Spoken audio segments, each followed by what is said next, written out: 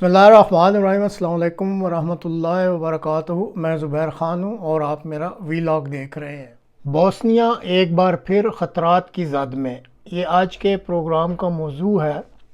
گزشتہ ہفتہ بوسنیا کے سرب علاقہ جسے ریپبلکا سربسکا کہتے ہیں، اس کے سربراہ مسٹر میلوراد ڈوڈک، انہوں نے روس کے شہر سینٹ پیٹرسبرگ میں روسی خبر رساں ایجنسی تاس کو انٹرویو دیتے ہوئے بتلایا کہ بوسنیا میں واقع ریپبلکا سربسکا بوسنیا سے علیحدہ ہونے کا سوچ رہی ہے۔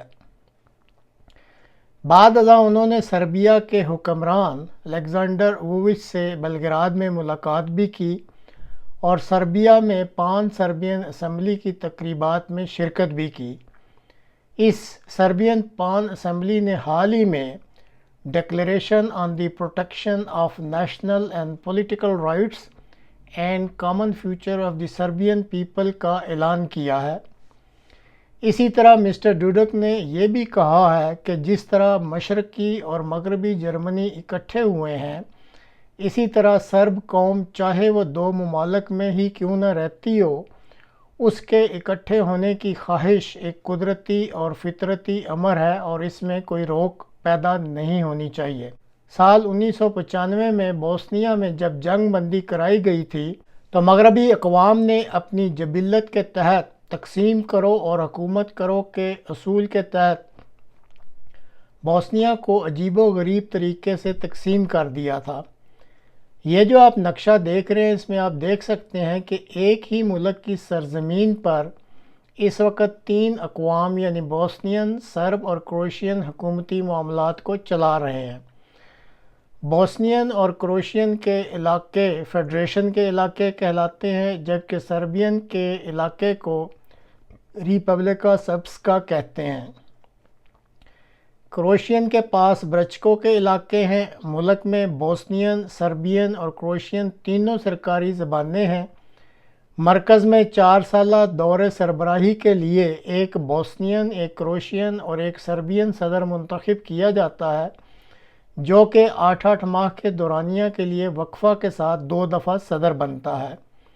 اس وقت بوسنیا کی آبادی تقریباً 3.3 ملین بنتی ہے، جس میں 1.8 ملین بوسنین مسلمان ہیں، 1 ملین کے قریب سربین آرتھوڈاکس عیسائی ہیں اور 5 لاکھ کے قریب کروشین کیتھولکس عیسائی ہیں۔ بوسنیا میں واقع ریپبلکا سربسکا، جس کے سربراہ مسٹر ڈوڈک ہیں، اس علاقہ میں اس وقت 80% سے زیادہ آبادی سربین کی ہے۔ فیڈریشن کے علاقہ میں اکثریت مسلم بوسنینز کی ہے۔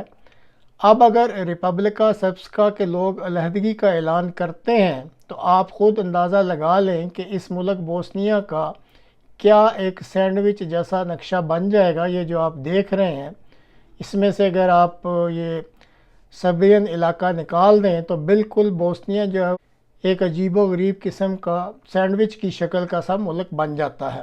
اس وقت ملک کا 51% رقبہ بوسنین اور کروشین کے پاس ہے، جبکہ تقریباً 49% علاقے پر سربین بستے ہیں۔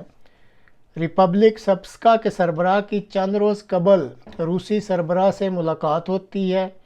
دورہ کے دوران وہ بوسنیا سے علیحدگی کا بیان دے دیتے ہیں اور پھر سربیا چلے جاتے ہیں اور سربیا کے حکمران سے ملتے ہیں اور سربین پان اسمبلی کی تقریبات میں شرکت کرتے ہیں اور مشرقی اور مغربی جرمنی کے الحاق کے حوالہ سے سرب قوم کے الحاق کی بھی بات کرتے ہیں۔ اب یہ سارے اشارے تقریباً 3 دہائیاں قبل کیے جانے والے ڈیٹون معاہدہ کی بنیادوں کو ہلا دینے کے مترادف ہیں۔ امریکہ اور مغربی یورپ کے ممالک اس نئی ڈیولپمنٹ کو انتہائی سنجیدگی سے لے رہے ہیں اور تجزیہ کر رہے ہیں کہ کہیں یہ روس کی شرارت تو نہیں کہ وہ امریکہ اور ناٹو ممالک کی توجہ یورپ کے اندر ہی ایک نئے محاذ کی طرف موڑ دے۔ طاقتور ممالک اپنے اپنے مفادات کی خاطر کمزور ممالک کو جنگ کا ایندھن بناتے رہتے ہیں۔ ابھی تو بوسنیا کے لوگ اپنی پہلی جنگ کو بھی نہیں بھولے کہ اب ان کے لیے ایک نئی پریشانی کو اچھالا جا رہا ہے۔ اس سارے معاملہ میں اب کروشیا کا کردار بہت اہم ہو جاتا ہے۔ کروشیا یورپی یونین کا ممبر ہے، اسی طرح ناٹو کا بھی ممبر ہے اور بوسنیا میں کروشین بھی نصف ملین کی تعداد میں بستے ہیں۔